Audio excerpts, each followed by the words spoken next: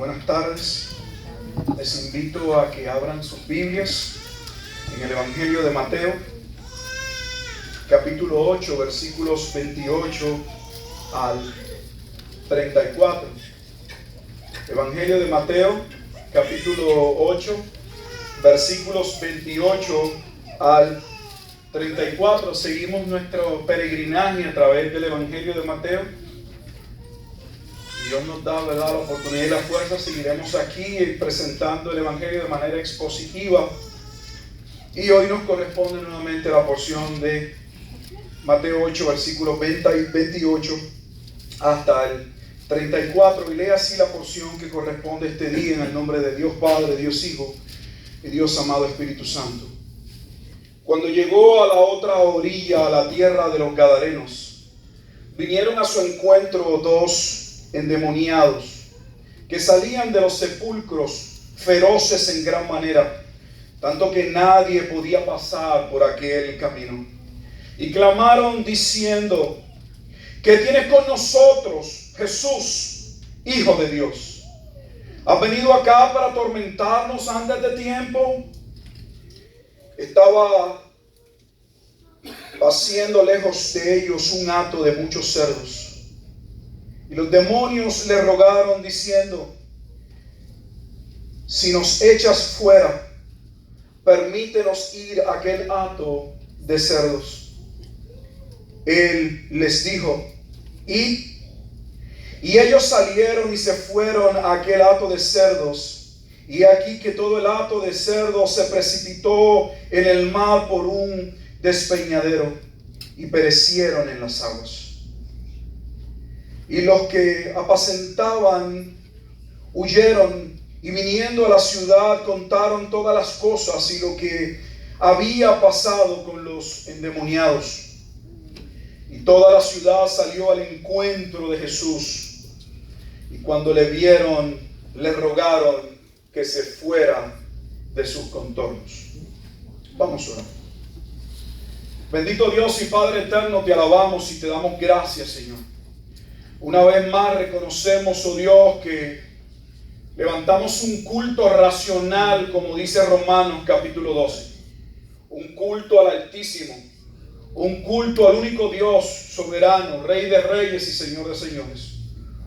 Un culto, Padre Santo, donde reconocemos también al Hijo, aquel Cordero Pascual destinado antes de la fundación del mundo, pero manifestado en los postreros días por amor de nosotros. Te damos gracias porque reconocemos, oh Dios, también tú, amado Espíritu Santo, que obras en el corazón, que regeneras, que traes el nuevo nacimiento, que nos permites comprender aquellas verdades que en el consejo divino fueron decretadas antes de la fundación del mundo. Permitas tú, oh Dios, que hoy en este día podamos nosotros estar atentos a tu palabra, que podamos recibirla como lo que es palabra tuya, que podamos entenderla como Jesús dijo: yo soy el pan que descendió del cielo. Que podamos comprender el impacto de estas palabras en nuestra vida, en nuestro corazón, que tengan una profunda aplicación no solo a la vida de tu pueblo, de tus ovejas, sino también, oh Dios, que si hay alguien que no te ha conocido y hoy será el día en que tu palabra y tu espíritu obrarán trayéndolo en arrepentimiento y fe a Cristo, que sea día también de gozo y de salvación como lo es en el cielo. Te damos gracias en este día y nos encomendamos a tu palabra con mansedumbre y sabiendo, Dios Padre, que nos exponemos ante la magnificencia de quien tú eres, de tu grandeza, la cual revela, Señor, cada uno de nuestros pecados, cada una de nuestras faltas. Perdónanos, oh Dios, pero también restáuranos, Señor. Levántanos. Permítenos que Dios, oh Dios, que nuestra fe una vez más pueda ser cimentada en la grandeza de quien tú eres, de tu poder, de tu Hijo Jesucristo, en tu palabra, y tu pueblo da gracias por ello. Amén y amén. Hoy nuevamente nos corresponde la porción de Mateo 8, versículos 28 al versículo 34, y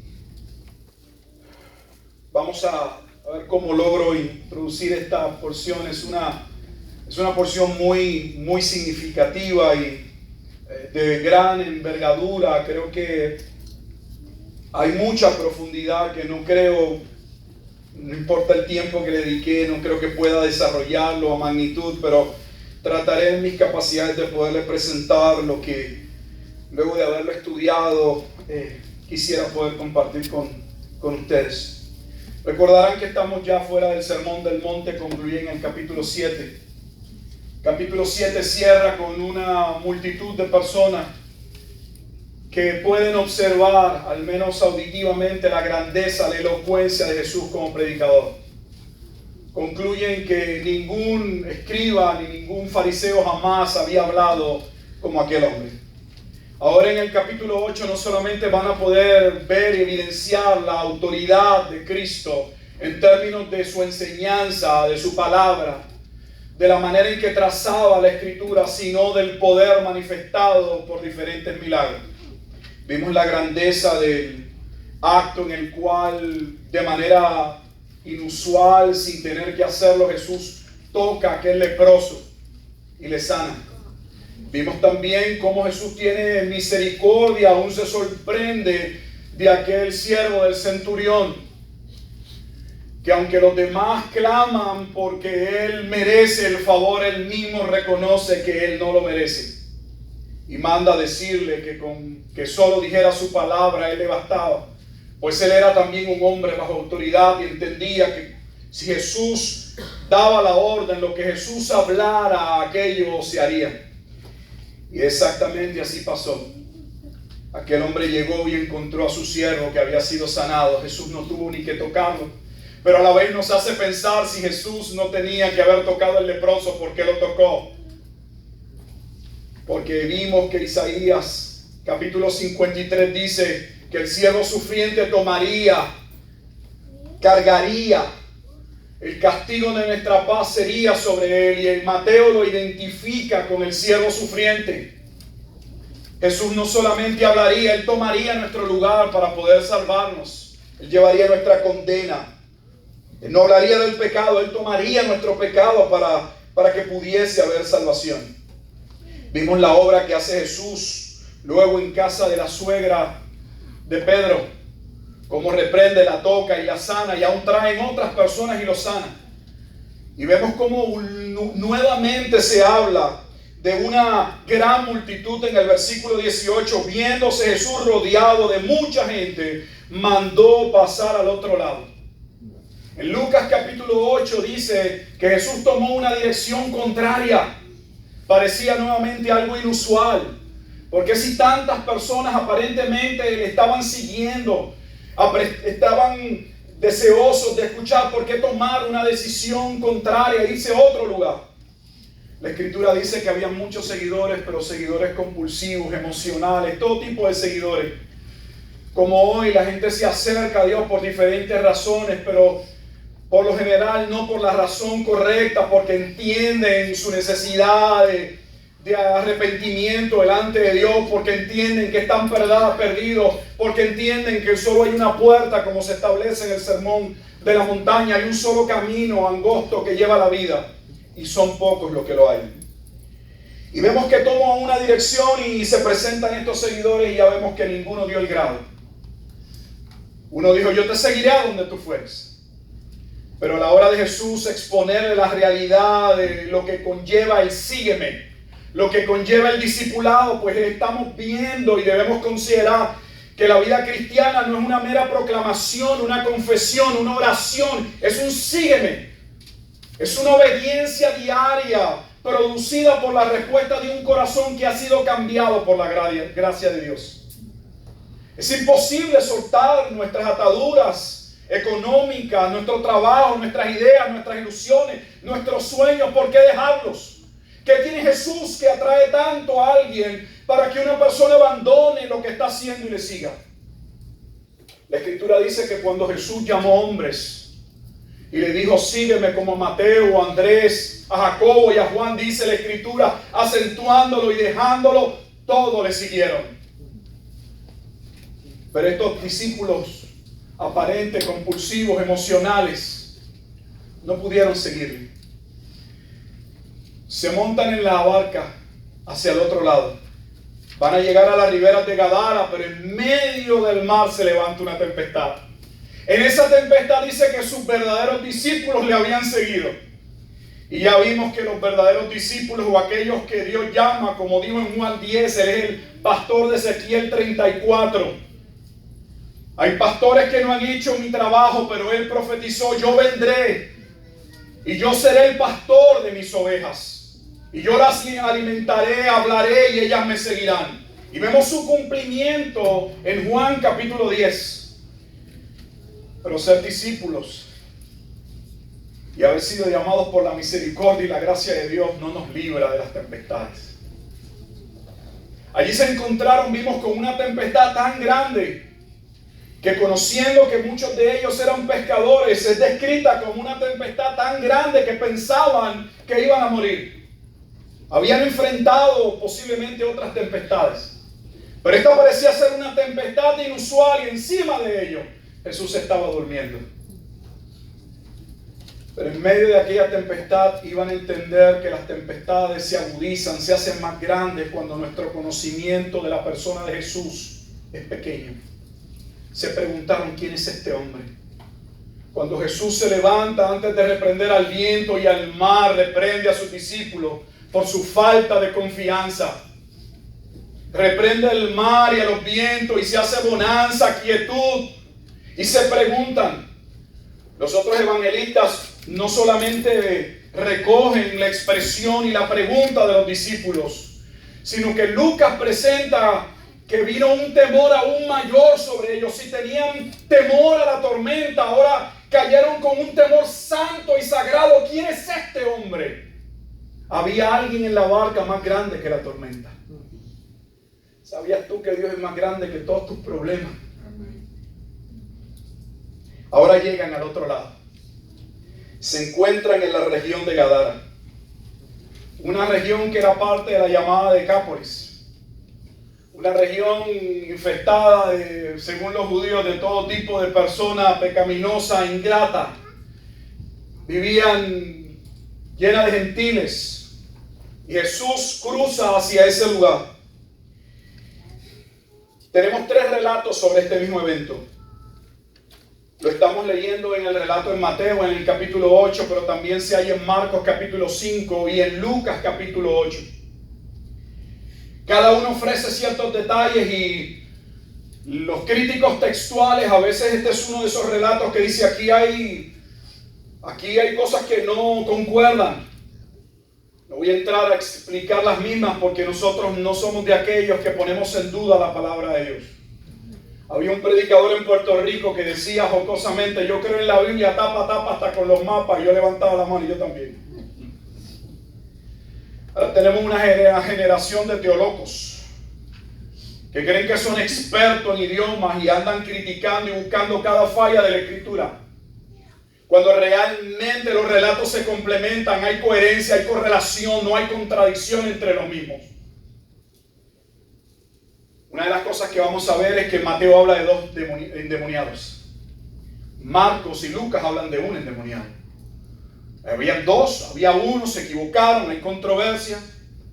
Realmente habían 2 endemoniados como lo presenta Mateo. Pero Marcos y Lucas acentúan o se enfocan en uno de ellos. ¿Por qué en uno de ellos? Porque lo mismo que sucedió cuando el relato de los 10 leprosos que clamaron por misericordia y fueron sanados, pero solo uno, el samaritano, regresó para dar gracias. De los 2 endemoniados liberados, uno le va a rogar y le va a pedir con ansias que le permita irse en la barca con él. Y Jesús le va a decir, ve y cuéntale a los tuyos cuán grandes cosas el Señor ha hecho contigo. Entonces Jesús no llega a Gadara de una manera inusual. Nuestro Dios sabe lo que hace. Aquí tenemos un relato muy similar al Evangelio de Juan en el capítulo 4, cuando dice que Jesús le era necesario pasar por Samaria. Sabemos que los judíos sería inusual atravesar Samaria. Había un choque generacional histórico por razones de la división de Israel hace muchos siglos atrás. Sin embargo, Juan recoge que Jesús le era necesario pasar por Samaria. Algo parecido le pasaría a Zaqueo. Zaqueo no sabía que Jesús pasaría por allí y le diría: Zaqueo, desciende, me es necesario posar en tu casa. Y allí llega Jesús a esta región y hay muchas cosas que deben llamar nuestra atención. Lo primero que dice el versículo 28 es que cuando llegó a la otra orilla, a la tierra de los Gadarenos, vinieron a su encuentro.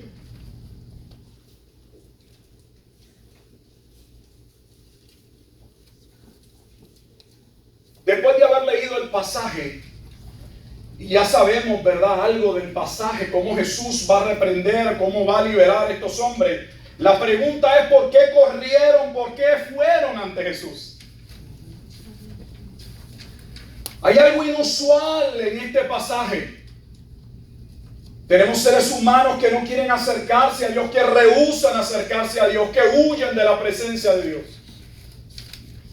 Sin embargo, ambos evangelistas concuerdan todos en que estos demonios se acercaron a Jesús.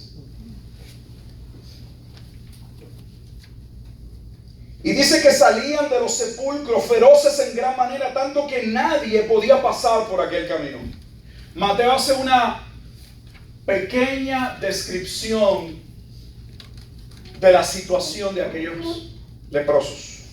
Yo quisiera que usted vaya conmigo a Marcos capítulo 5 para poder ampliar la descripción de la situación, la condición en que se encontraban estos endemoniados.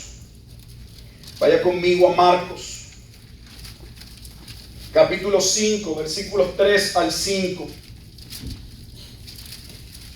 Si aquella tormenta era inusual y grande en gran manera como se habla, ahora se van a encontrar con una tormenta diferente o con una situación diferente. Ya no es el temor al viento o al mar.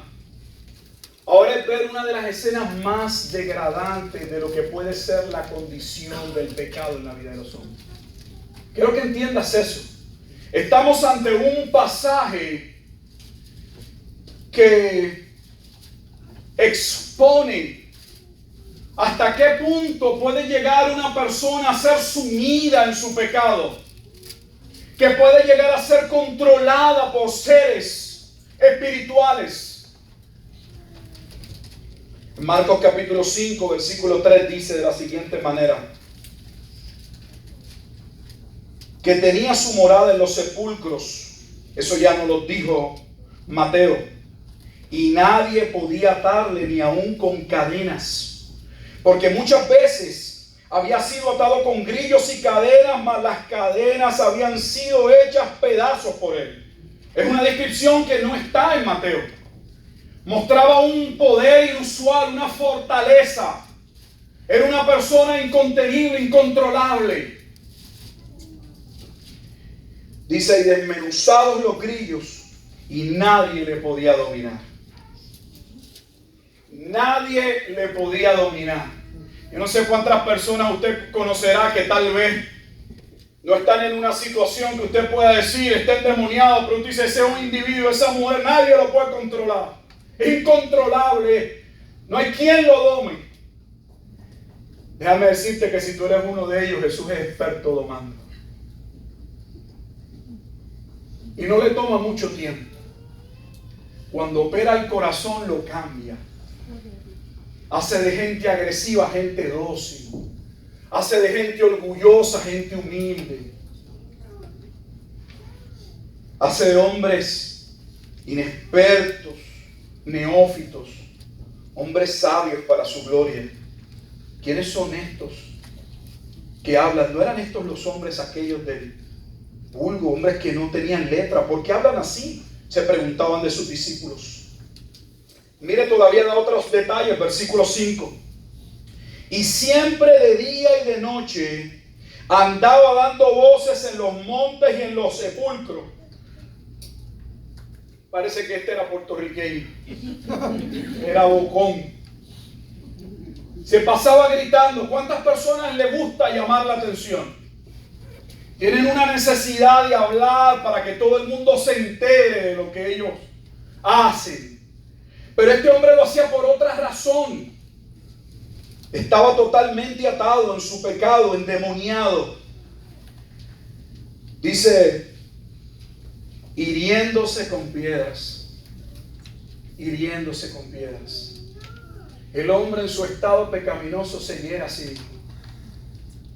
Romanos capítulo 1, versículo 18 en adelante dice que la ira de Dios viene sobre toda impiedad de los hombres que detienen con injusticia la verdad porque lo que de Dios le es conocido ha sido manifestado, de modo que no tienen excusa. Y en vez de adorar a Dios, han adorado a otros dioses, y Dios dice que los ha entregado una mente reprobada a hacer cosas que no convienen, y dice que pagan en sí mismos, en sus cuerpos, la paga de vida a su extravío. Y no solamente se complacen en su pecado, sino que se complacen en aquellos que pecan. Así es el hombre en su pecado. El pecado comienza dando la impresión de que satisface, de que llena, presenta una ilusión, pero luego te muestra su realidad. Te dice, siéntate a la mesa y come. No tengas cuidado de cuánto cuesta el plato. Pero luego cuando quieres salir del restaurante te das cuenta que no cuentas con el dinero para pagarlo. Romanos dice que el pecado paga, pero paga la muerte. Este hombre se hería a sí mismo. Quiero que vean la descripción que hace Lucas como médico.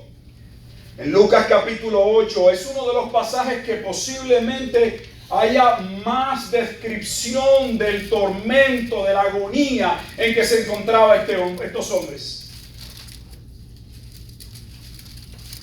En Lucas 8:27 dice, al llegar él a tierra, refiriéndose a Jesús, vino a su encuentro un hombre de la ciudad. Este hombre ya no habitaba en casa, habitaba en los sepulcros, pero era un hombre que un día tenía corbata. Era un hombre de la ciudad. A veces la ciudad no nos hace bien.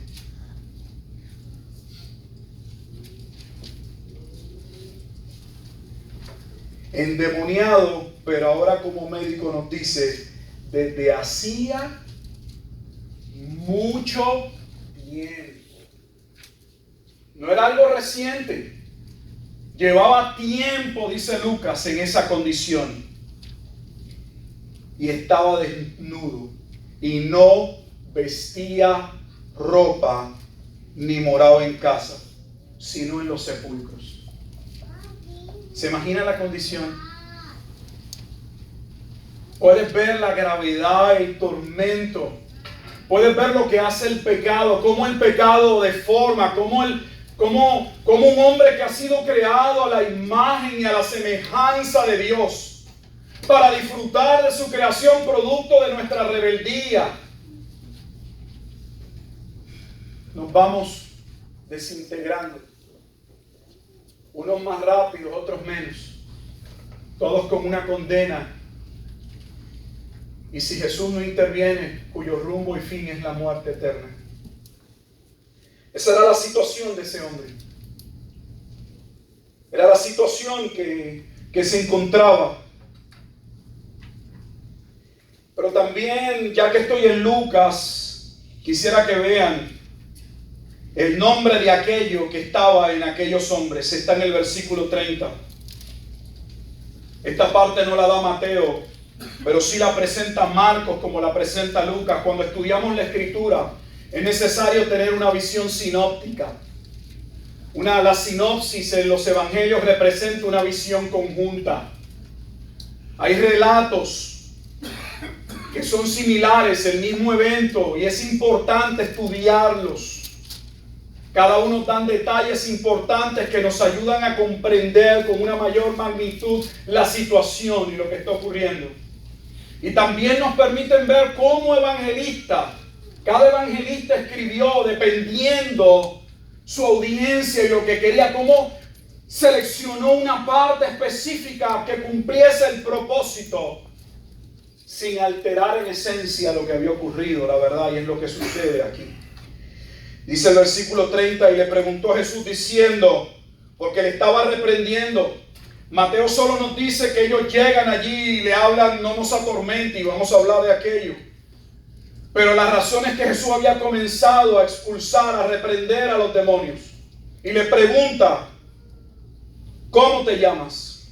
Y él le dijo Legión. Habíamos hablado del centurión que tenía un siervo, ¿verdad? Enfermo. Un centurión era un hombre puesto aproximadamente bajo 100 soldados romanos. Tenía autoridad sobre 100 soldados romanos. Pero una legión conformaba de 2,000 a 6,000 soldados romanos. O sea, era todo un ejército la legión. Es algo que en nuestra mente, ¿cómo entenderlo? Que dos endemoniados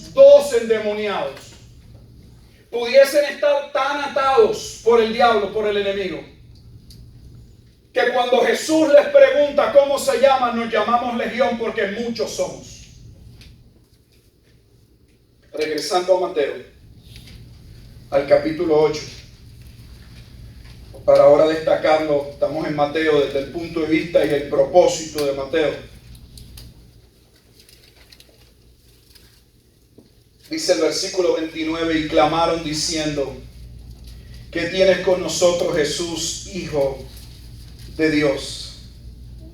¿Has venido acá para atormentarnos antes de tiempo? Mira la importancia de cuando leemos no sacar las cosas del contexto y tratar de entender los pasajes, que creo que es una de las dificultades en la hermenéutica. Tenemos una generación de pastores, de líderes que quieren sacar un versículo, extraerlo con unas pinzas y llevarlo a un laboratorio y examinarlo, pero no a la luz del contenido de todo el evangelio. Si lo hacemos, no disfrutamos el pasaje, puesto que ahora le presento un ejemplo para que vean. Acabamos de ver una situación grande en el mar, temible también para los discípulos, donde los discípulos terminan atemorizados y preguntándose, ¿qué clase de hombre es este? Dando evidencia de que aunque le habían seguido por la gracia y la misericordia de Dios, porque Dios cuando llama a sus ovejas responden, pero todavía no tienen un conocimiento amplio de Jesús. Están aprendiendo a confiar, a entender quién es Él. Pero los demonios sí saben teología. La legión no tenía duda de quién era Jesús. Mientras sus discípulos se preguntan, ¿quién es este? ¿Qué hombre es este? Los demonios inmediatamente hizo facto. Jesús, el Hijo de Dios. Si mal no recuerdo y mi mente no me falla, cuando Jesús le pregunta a sus discípulos, más adelante en Mateo, lo vamos a ver en el capítulo 16, ¿quiénes creen que es Él? ¿Qué piensan ustedes de mí? Pedro va a decir, tú eres el Cristo, el Hijo del Dios viviente. ¿Y qué le dice Jesús a Pedro? Oye, Pedro, qué inteligente eres. Vienes de una familia destacada. ¿Qué clase de genes tienes? Deberíamos clonarte, Pedro. Le dice, te lo reveló mi Padre que está. Mientras la iglesia lamentablemente Y los discípulos que son la iglesia somos tú y somos yo. A veces nos da cansancio, vagancia, pereza para estudiar la Escritura. Yo he visto hermanos que la manera más fácil de dormir es ponerse a orar por leer la Biblia. Los puedes poner ante un juego de fútbol y duran las 3 horas con los ojos que parecen bombillos Volky de eso. ¿Te han visto los bolsos con eso? Los boleaditos aquellos que tienen unos ojos así grandes, así los abren así, te los ves así todas las 3 horas. Los pone a leer 5 minutos y les entra un sueño. La Biblia juega una función como si fuera un Benadryl. Hermano, necesitamos conocer a nuestro Dios. Necesitamos saber quién es Él. Yo leía esto y me preguntaba, qué vergüenza. ¿Cómo es posible que seres espirituales tan bien creados, pero seres creados, tuvieran un conocimiento de quién era Cristo completo? En Lucas y Marcos dice ser hijo del Altísimo, del Soberano. Y nosotros todavía tengamos cuestionamientos y nos preguntemos, ¿es el Hijo de Dios? ¿Es Dios?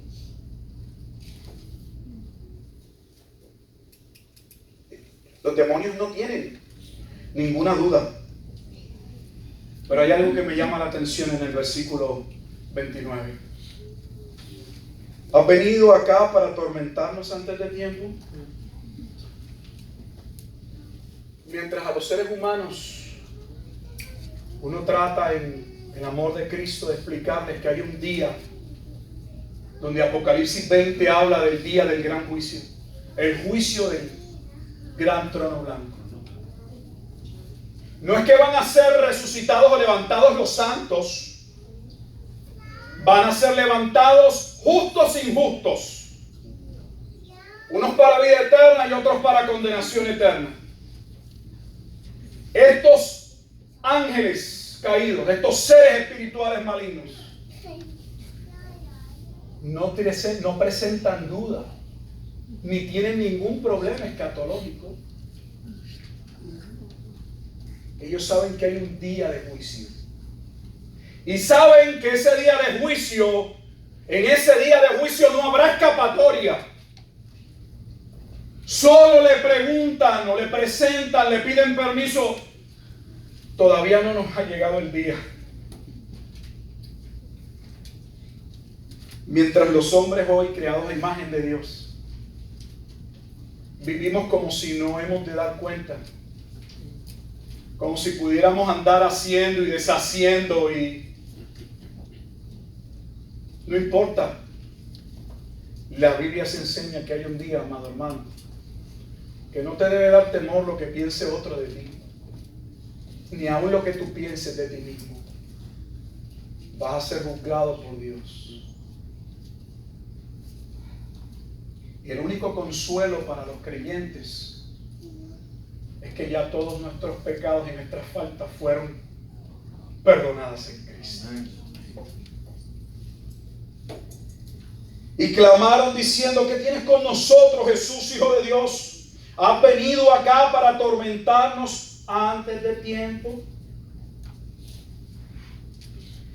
Fíjense que reconoce, has venido acá. Reconocen su encarnación, no tienen problema. Saben que está acá, pero tú acá. ¿Qué haces acá? Nosotros tenemos luchas todavía. Si Dios se encarnó, si es hombre, ¿qué misterio? Parece que estos demonios no tienen ningún problema en entender los conceptos de la teología propia y asimilarlos. Lo dan por seguro. Mientras hoy la iglesia duda y no conoce a Dios. Paul Washer sacó un libro donde dice él que varios pastores luego le pedían por favor que diese un breve resumen, un taller, un seminario en su iglesia. Pastor, ¿podría venir a nuestra iglesia y enseñarnos la naturaleza y los atributos de Dios? Y el que ha escuchado a Paul Washer sabe que es un hombre con sus palabras son un poco pesadas. ¿Y qué te hace pensar que cuando yo hable del Dios de la Escritura, tu iglesia va a ser edificada. Déjame decirte que es posible que cuando yo empiece a esbozar, cuando yo empiece a presentar con claridad el carácter y la naturaleza de Dios, habrá personas dentro de tu congregación que digan: es mentira, falso, Dios no puede ser así. Porque, mi amado hermano, no hay que tener una imagen hecha de plata, ni de bronce, ni de oro, ni de madera para habernos creado una imagen de un Dios diferente. Estoy convencido que los domingos es uno de los días de mayor adoración e hipocresía a otros dioses, pero no a Jesucristo. Idolatría es lo que hay. Tienen un Dios que se han construido, adoran al Dios que se han creado en su mente, pero no el Dios de la Biblia. Estos demonios están convencidos de quién es Jesús. Saben de dónde han venido y conocen su autoridad para hacer juicio. Dice el versículo 30 que estaba paciendo lejos de ellos un hato de muchos cerdos. Y los demonios le rogaron. Los demonios le rogaron. Los demonios le rogaron. Ahora tenemos una teología de demonización, una demonología, donde hay creyentes y pastores que creen que tienen autoridad para atar, para desatar, para yo no. La Escritura claramente dice que esa autoridad reside en Dios. Pasajes como Judas más adelante y otros nos hablan, Pedro, nos dicen que hay hombres que se levantarían atrevidos. Dice en 2 de Pedro capítulo 2 versículo 10-11, dice: atrevidos y contumaces, no temen decir mal de las potestades superiores, mientras que los ángeles, que son mayores en fuerza y en potencia, no pronuncian juicio de maldición contra ellas delante del Señor. Judas añade: pero cuando el arcángel Miguel contendía con el diablo, disputando por el cuerpo de Moisés, no se atrevió a proferir juicio de maldición contra él, sino que dijo: el Señor te reprenda. Pero estos blasfeman de cuantas cosas no conocen, y en las que por naturaleza conocen se corrompen como animales irracionales.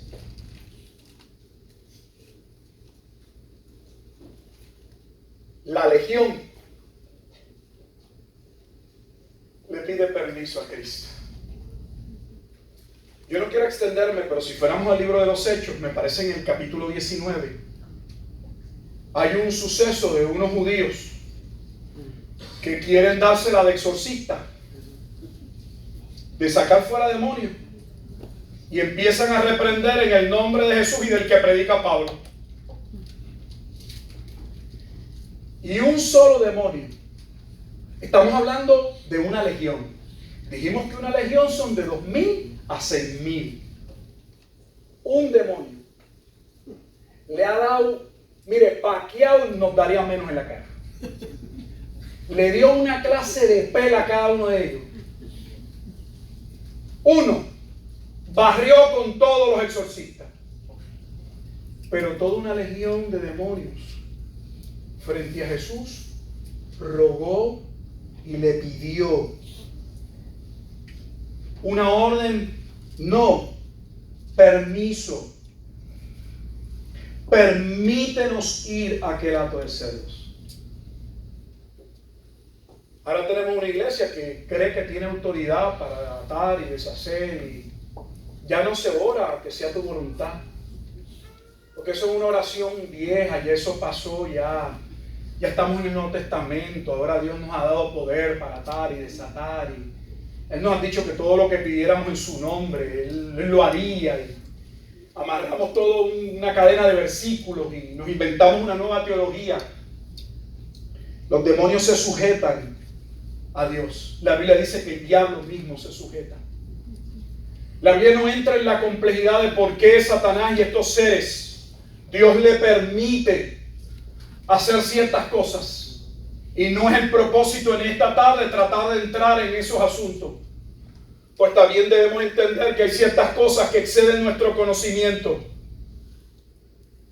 Pero la realidad es, independientemente que aún ellos están sujetos a Dios, sin embargo el ser humano nuevamente no quiere sujetarse a Dios.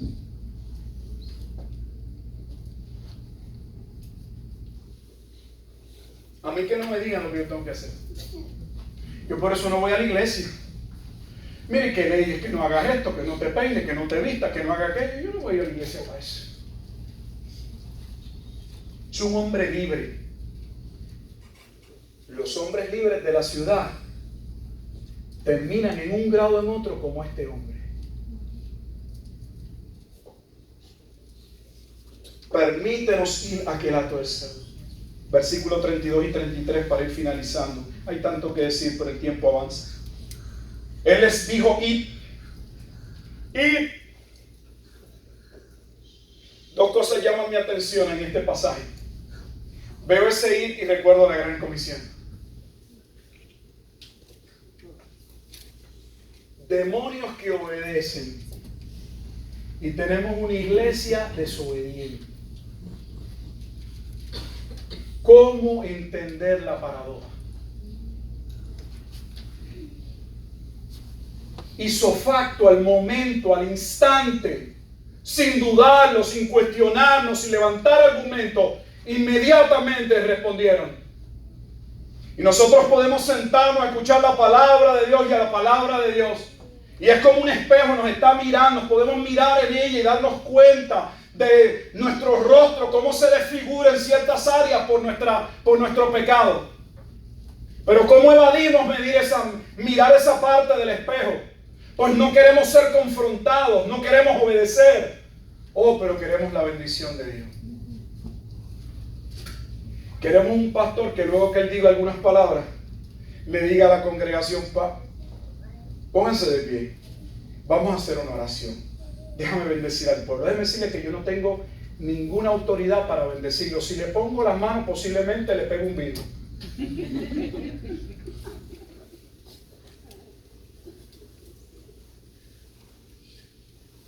Yo creo en la oración. Los discípulos se dieron cuenta que Jesús era un hombre de oración. Se dieron cuenta que ellos no sabían orar. Le preguntaron, enséñanos a orar.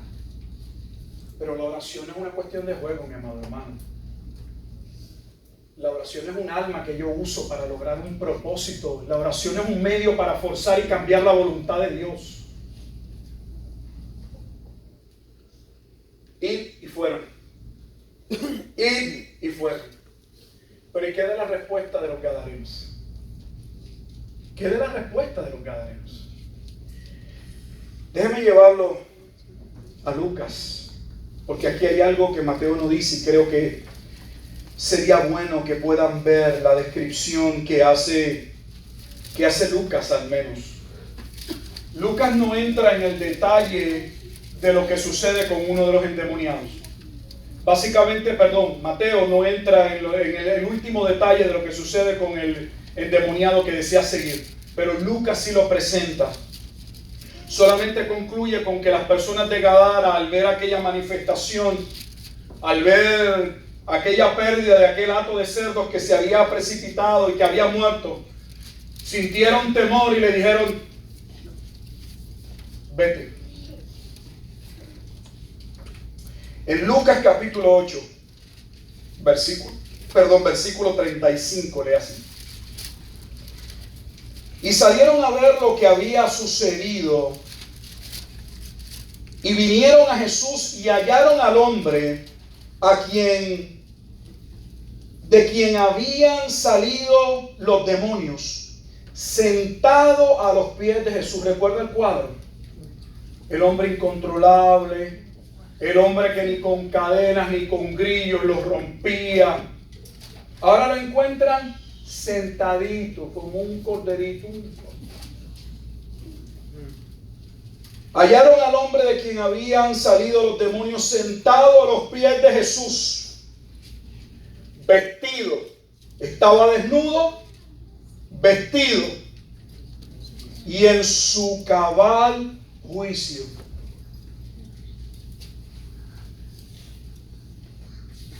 y tuvieron miedo. Quiero hacer nuevamente una comparación para finalizar entre la porción del domingo pasado y esta porción. Si observas, ambos pasajes concluyen con temor. Ambos.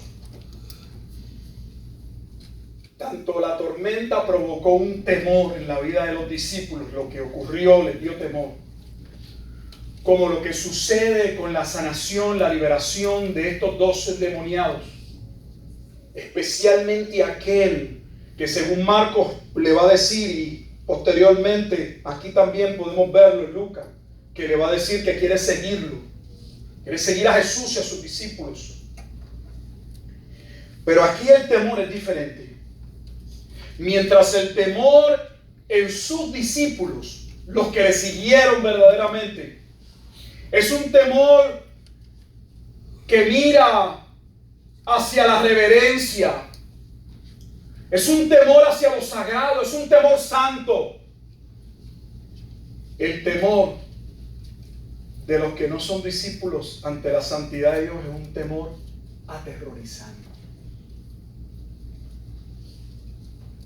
La misma presencia de Dios, el mismo poder de Dios produce en unos un temor reverente ante la grandeza, ante la majestuosidad, ante el señorío, el poder, la grandeza. Pero el mismo poder hace que hombres se alejen.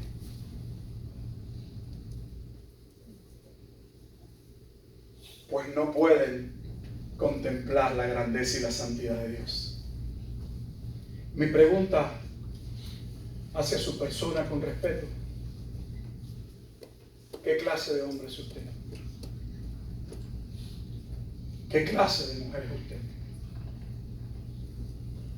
El poder y la palabra de Dios forma en ti un hombre temeroso de Dios, un hombre que, asombrado por la grandeza de Dios, continúa independientemente de las tormentas y se mantiene. ¿O sientes temor a lo que Dios puede hacer en tu vida? ¿Sientes temor de seguir a Dios y que Dios pueda romper tus planes, cambiar tus planes? ¿Se te hace difícil entender que sus caminos son más altos que tus caminos? Que sus pensamientos son mejores que tus pensamientos. Porque es mejor de buena voluntad no someternos a Dios. Yo entiendo que los demonios y la legión se someten porque reconocen ipso facto inmediatamente la grandeza y el poder de Dios. No pueden levantar argumentos. Y te pregunto, ¿quién eres tú? ¿Y quién soy yo para contender contra el Altísimo? ¿No deberíamos más bien caer ante sus pies? ¿No deberíamos más bien implorar por misericordia? ¿No deberíamos más bien, al contemplar este pasaje y decir qué maravilloso es Dios? Ha presentado un hombre posiblemente en una condición más crítica que la mía. Y yo que pensaba que tal vez mi situación era tan grande, que no había solución, que no había problema. Lucas describe, hacía mucho tiempo que estaba de esa manera. La población, la ciudad no tenía nada que hacer, solo cadenas, eso era lo único que podían hacer. Este mundo lo único que puede hacer es empastillarte, tomarte drogas, meterte en un hospital psiquiátrico. No hay solución para el hombre que pierde su juicio cabal. Oh, gloria a Dios. Pero Mateo dice, estamos equivocados, hay un hombre que sí tiene la solución. No viene de la ciudad, viene del reino. Es el creador del mundo, es el eterno Dios. ¿Por qué no le rindes tu vida? ¿Por qué no servirle con integridad? ¿Por qué no servirle con devoción? ¿Por qué atormentarnos? Si Él es más poderoso, nos ha mostrado que la enfermedad es más poderoso que las tormentas de la naturaleza, es más poderoso que aún que el mal, que en esencia, en presencia. ¿Por qué no temer a un Dios como este? Dice Lucas, en ese capítulo 8, versículos 38 y 39. Y el hombre de quien habían salido los demonios les rogaba Yo quisiera ver un solo hombre en una de las iglesias que pastoreo rogando a Dios porque le quiere servir.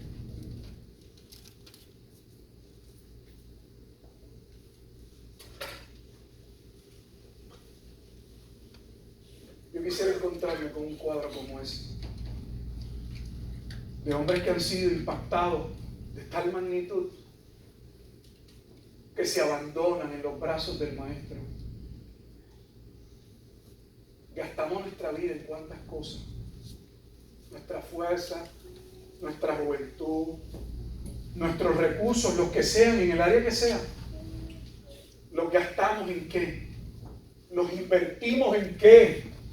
¿Los invertimos para qué?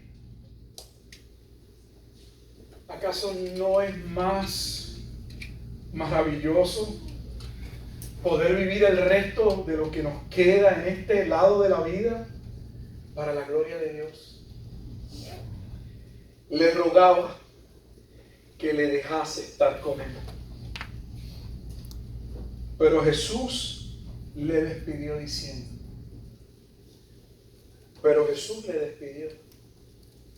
¿acaso Jesús sentía algún temor? No, lo tenía mansito al lado de él, vestidito. Es más, posiblemente hasta de comida le habían dado ya.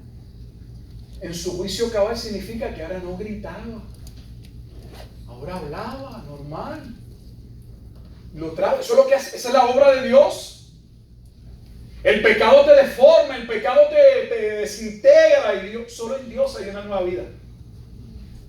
Le rogaba. Jesús le despidió, no porque a Jesús no le hubiese gustado que aquel hombre andase con él. Jesús tenía un plan con aquel hombre, pero también con aquella región. Cuando Dios salva a un hombre, si hay una parte personal, única en el acto de Dios sobre esa persona. Pero si crees que Dios te salvó para sentarte en una silla, para ser un miembro más en la lista de una iglesia, estás equivocado, mi amado hermano. Le dijo, vuélvete a tu casa. Recuerde que él no habitaba en la casa. Lo dice Lucas.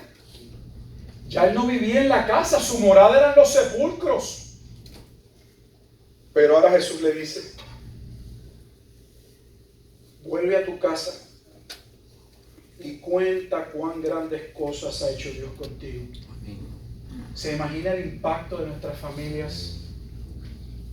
Si la realidad de lo que Dios ha hecho en nuestra vida pudiese ser evidenciada claramente. Eso no significa que todos van a venir a Cristo, pero Dios nos llamó a ser luz. Yo no sé de qué área en tu vida, ¿verdad? En qué momento, qué tú piensas que fue lo que Dios te liberó, pero la verdadera liberación tiene que ver con el pecado, con la atadura del pecado. Y esa atadura del pecado, cuando somos libertados, nos comienza a cambiar en diferentes áreas de nuestra vida. Esas áreas tienen que evidenciarse en un estilo de vida diferente, en una manera de ver la vida diferente. Y eso tiene que ser perceptible, tiene que evidenciarse, tienen que poder verlo otros. Pues si nos llamamos cristianos, pero nadie puede distinguir que somos cristianos, nadie en nuestra casa puede ver la diferencia, ¿qué cristianismo estamos viviendo? Aún los impíos, como les llamamos, reconocen que debe haber un cambio.